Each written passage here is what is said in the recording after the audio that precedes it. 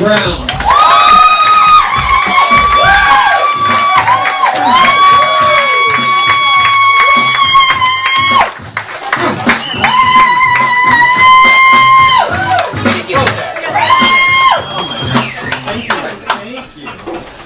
I love Mark's story about his grandmother. I never had an alcoholic grandmother, but thankfully I have a lot of friends who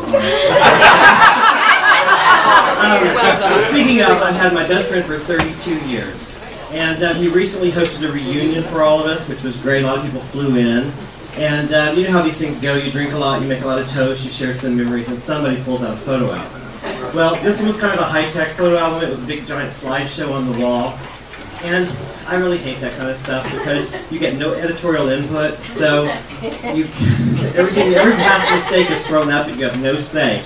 So every bad haircut, your 80s clothes, former lovers, all of those things just keep flooding back.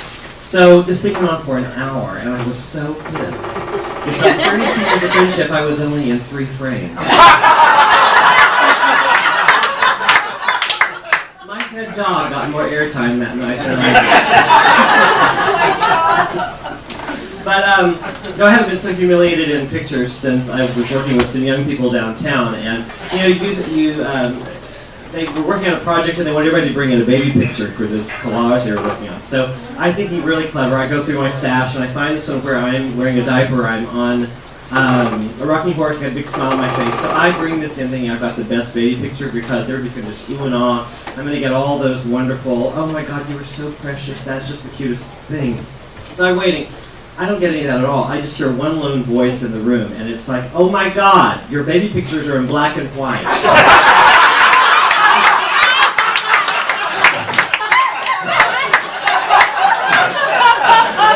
You can dye your hair, you can wear the latest clothes, you can learn the texting thing, all this stuff, but if you pull out those baby pictures, somebody's going to know that you're born before 1961. It's awful.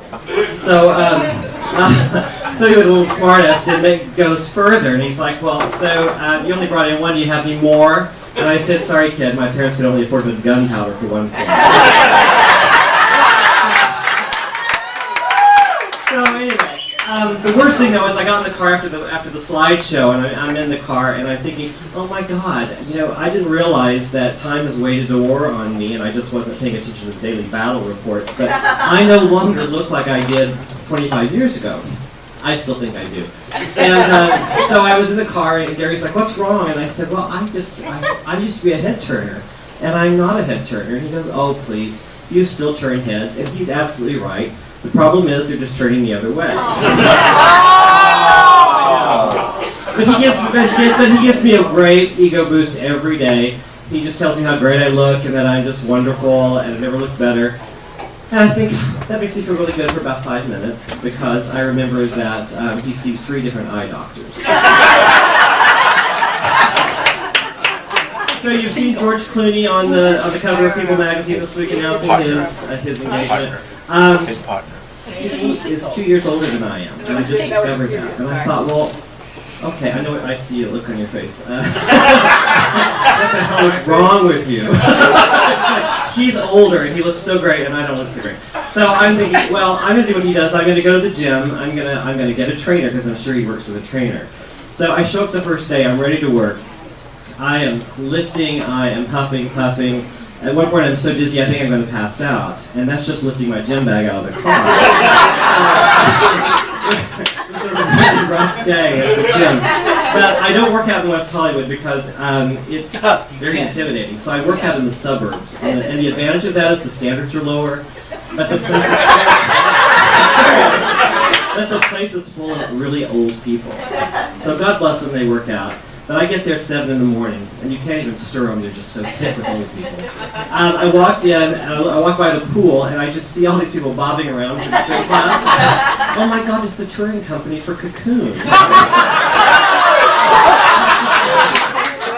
I was just thinking this was so funny. And you know how when you're in the water all the time, you're wet, and your skin is so wrinkled and pruny and all that. And that's before they got in the water. So... it's really terrible. It's like rotten apples. It's like a Halloween party that they forgot to clean up afterwards. So I was thinking, it's like, my God, if they could just, not worry about that pod coming down and taking them to a better place, maybe they should be spending their time in prayer out there and hoping that somebody comes down from heaven and shares the gospel according to Lubriderm. Thank you, that's my time.